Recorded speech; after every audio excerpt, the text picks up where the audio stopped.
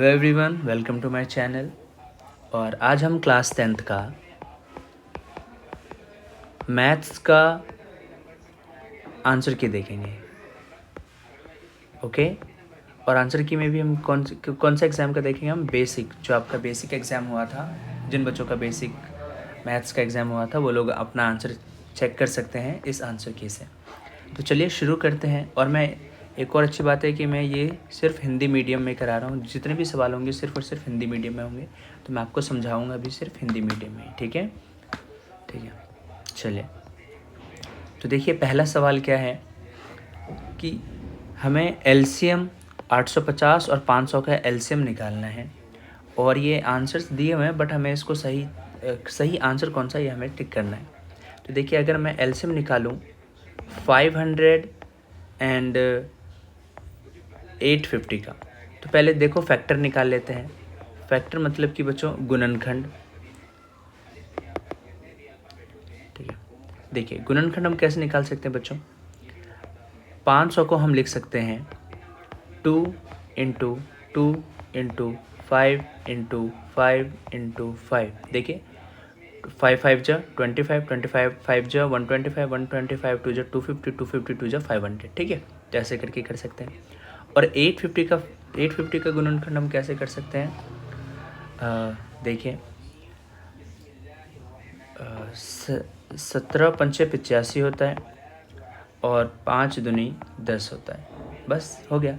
तो HCF अगर हम इनका निकालते हैं तो HCF कितना आता? जो कॉमन है, देखिए 2 5 कॉमन है और एक 2 कॉमन है, 2 5 और एक 2। तो HCF कितना हो गया? 5 5 जा 25, 25 2 जा 50। तो HCF तो हो गया 50। अब एलसीएम कैसे निकालते हैं आपको पता है कि जो गुणनखंड में बच गया, 2 बचा है, 5 बचा है, 17 बचा है। तो 2 गुने 5 गुने 17, और एक बार हम किससे गुना कर देते हैं? HCF से गुना कर देते हैं। तो देखिए, क्या मैं इसको 17 पंचे 85 लिख सकता हूँ? 17 गुने 5 को 17 पंचे 85 इंटू 50 गुने 2। तो 50 गुने 2 कितना हो गया? 100। क्या ऐसा कहीं ऑप्शन में है क्या? ऐसा ऑप्शन में नहीं है। तो दूसरी तरह से अगर हम देखें तो इसको मैं कैसे लिख सकता हूँ? 17 गुने 5 गुने 100। तो 17 और 5 को 100 से गुना कर देंगे तो कितना हो गया? 500। तो इसका आंसर क्या है? 17 गुने 500। तो इसका आंसर बी हो गया। ठीक है, नेक्स्ट क्वेश्चन देखिए। कह रहा है कि 4x² माइनस 5x प्लस के बराबर 0 इसका वास्तविक मूल असमान है। वास्तविक मूल है और समान मूल है, मतलब कि हमें पता है कि जो d है वो 0 होगा। और d निकालने का फॉर्मूला हमें पता है b² माइनस 4ac होता है। तो इसमें देखिए, अगर हम b की जगह वैल्यू देखें तो b की जगह है -5 का स्क्वायर लिख कर देंगे -4। a की जगह पर देखिए 4 है, और c की जगह पर क्या है? c की जगह पर k है इक्वल्स टू 0। तो 5 का स्क्वायर 25 माइनस 4 4 जो कितना होता है? 16 के इक्वल्स टू 0। तो k की वैल्यू क्या आ रही है? k की वैल्यू आ रही है 25/16। तो 25/16 इसकी वैल्यू हो गई। ठीक है बच्चों, समझ में आ रहा है? नेक्स्ट क्वेश्चन देखें।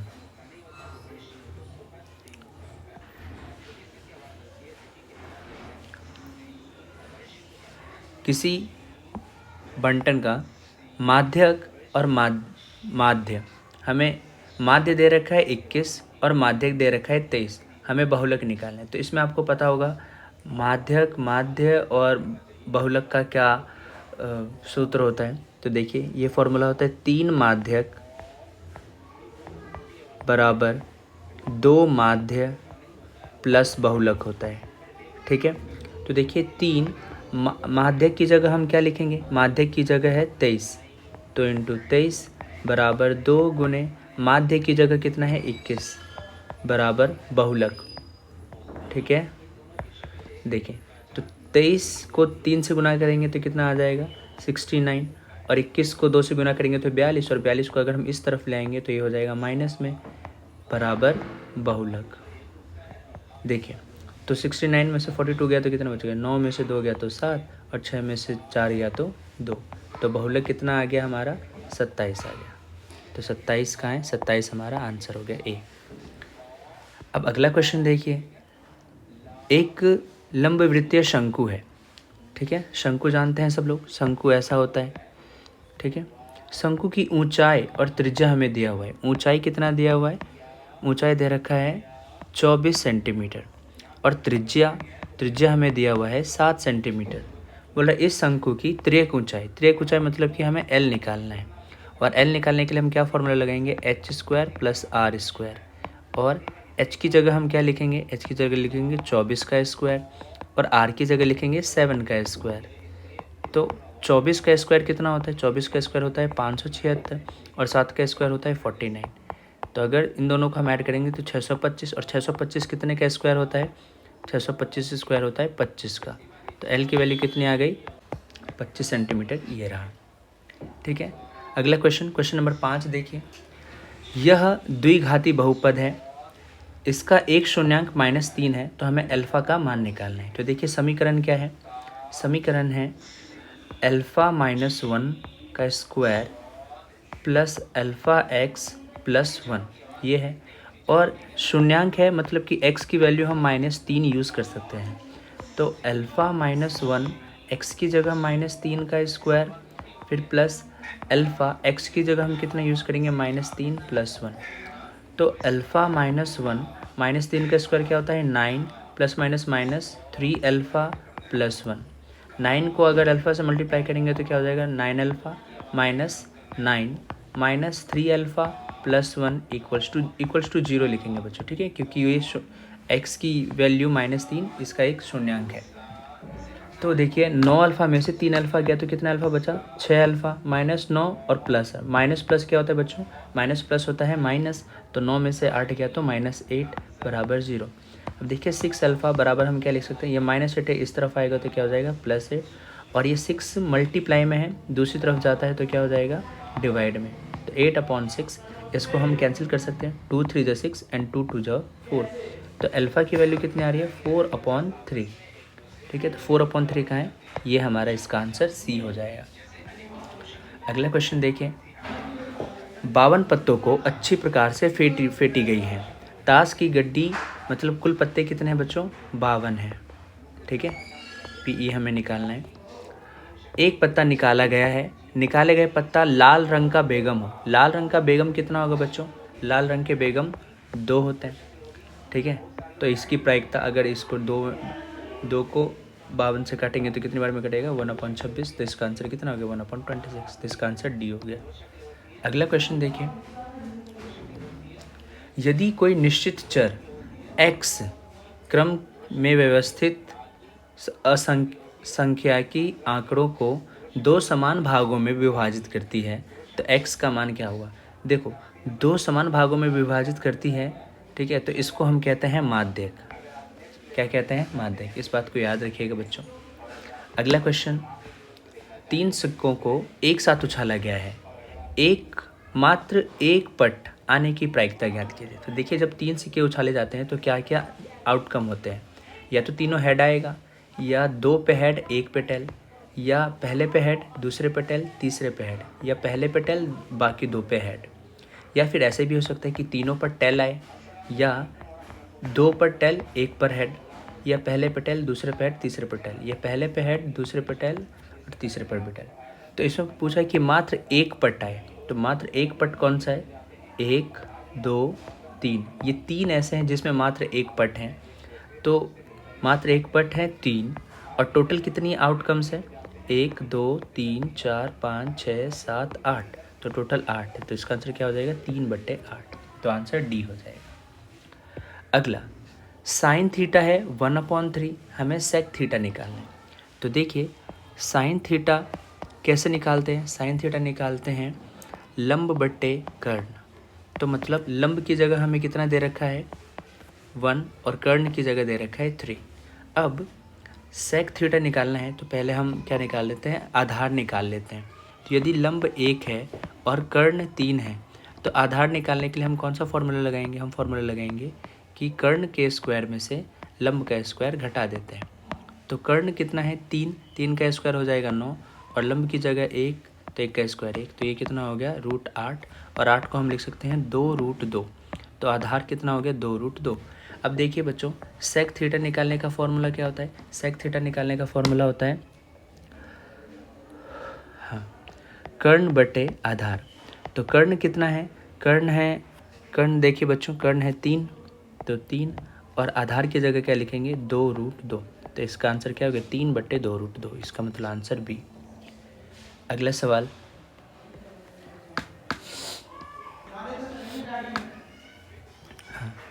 त्रिज्या 7 सेंटीमीटर तथा ऊंचाई 10 सेंटीमीटर वाले एक बेलनकार जूस गिलास को बाहरी पृष्ठ क्षेत्र, मतलब बेलनकार का हमें क्या निकालना है। एक मतलब एक गिलास है जो बेलन के आकार का है और इसका हमें त्रिज्या दिया हुआ है इतना और ऊंचाई दिया हुआ है इतना। हमें इसका बस बाह्य पृष्ठ क्षेत्रफल निकालना, मतलब CS से निकालना है।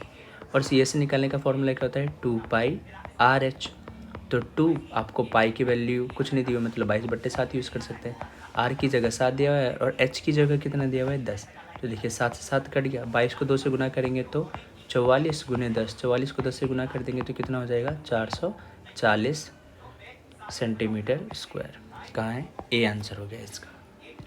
अगला क्वेश्चन देखिए, एक पासे को फेंकने पर 6 आना यदि सफलता या जीत मानी जाती है तो हारेंगे कब। देखो बच्चों, अगर हमने एक पासा फेंका और 6 आया तो हम जीत जाएंगे और 6 नहीं आया तो हम हार जाएंगे। तो जीतेंगे कब, जब एक ही बार जीतने के चांसेस और 5 बार ये चांसेस है कि हम हार जाएंगे। तो इसका आंसर हो जाएगा 5/6।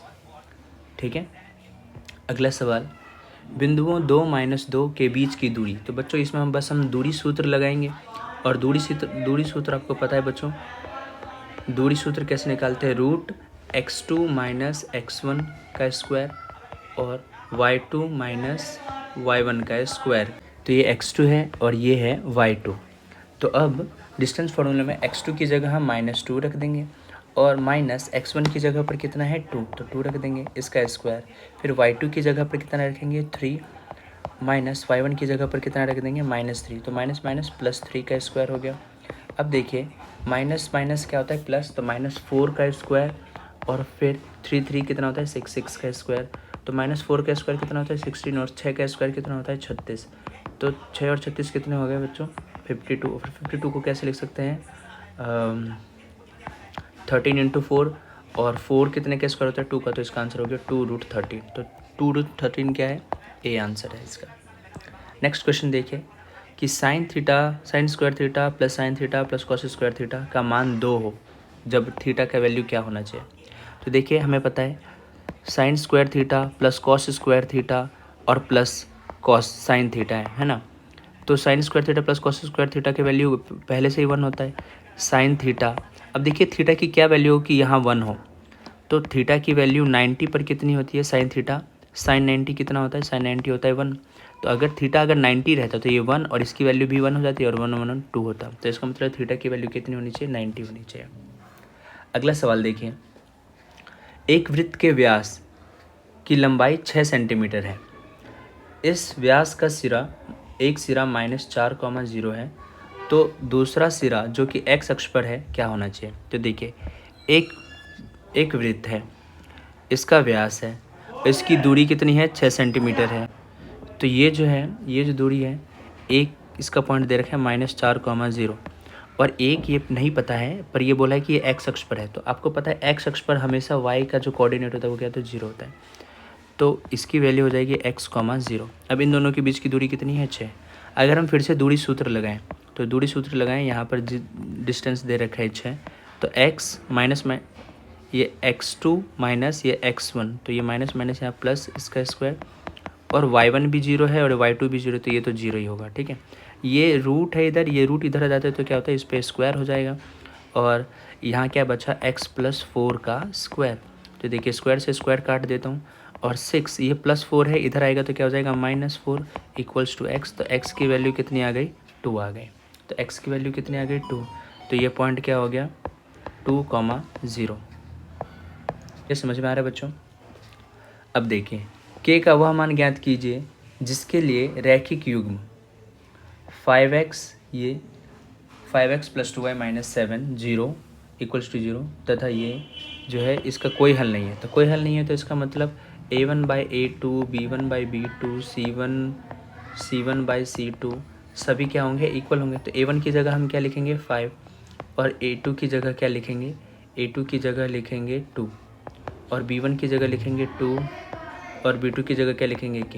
तो देखिए अब क्रॉस मल्टीप्लाई कर लेते तो 2 2 जा कितना हो गया, 2 2 जा हो गया 4 और 5 को k से मल्टीप्लाई करेंगे तो क्या हो गया 5k, 5k इक्वल्स टू 4, तो k का आंसर क्या आ गया 4/5। तो इसका आंसर हो गया 4/5, तो इसका आंसर हो गया बी।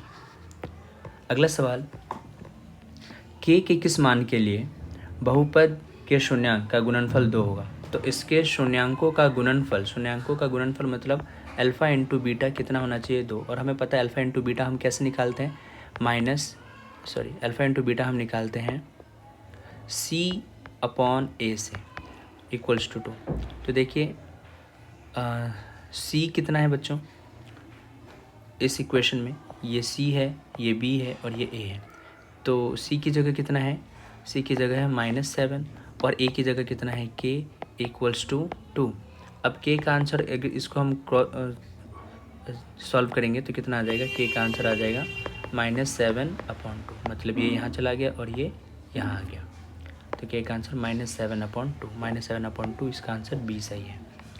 नेक्स्ट क्वेश्चन देखिए, a 8 है और a 10 -19 है, तो हमें d निकालना है। a 10 हम कैसे निकालते हैं, a + 9d।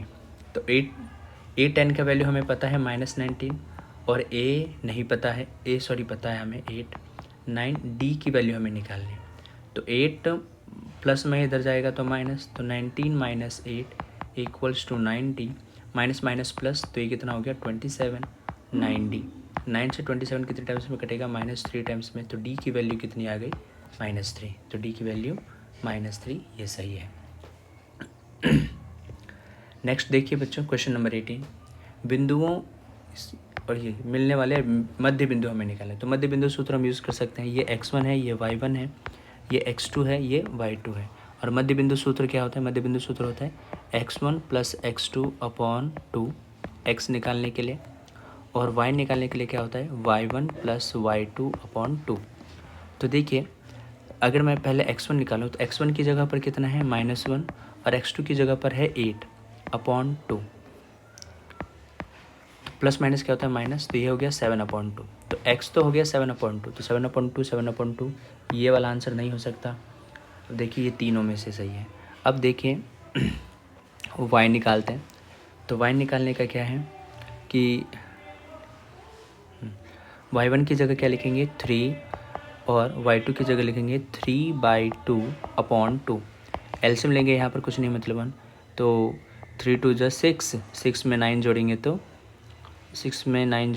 6 में 3 जोड़ेंगे तो 9/2, 9/2 और 2 ये 4 हो जाएगा 9/4। तो y की वैल्यू आ गई 9/4 और x की वैल्यू 7/2। तो इसका आंसर क्या हो गया डी, इसका आंसर हो गया 7/2 9/4।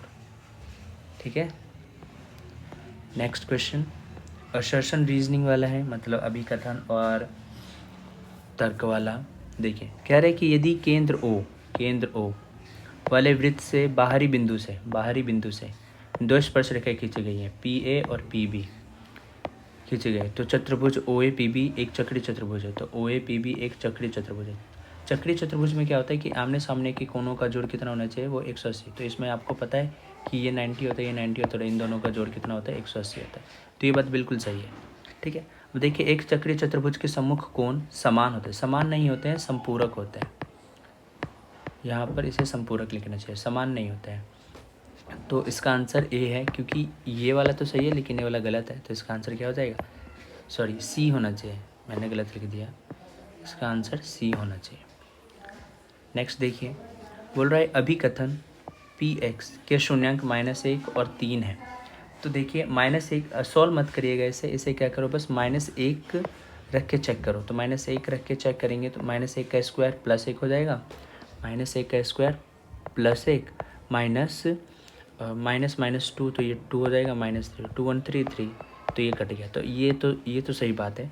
3 रख के चेक करते हैं, 3 का स्क्वायर कितना होगा 9 माइनस 3 2 जा -6 -9, तो 9 में से 6 गया तो 3 और 3 में से 3 गया तो 0, तो ये भी सही है।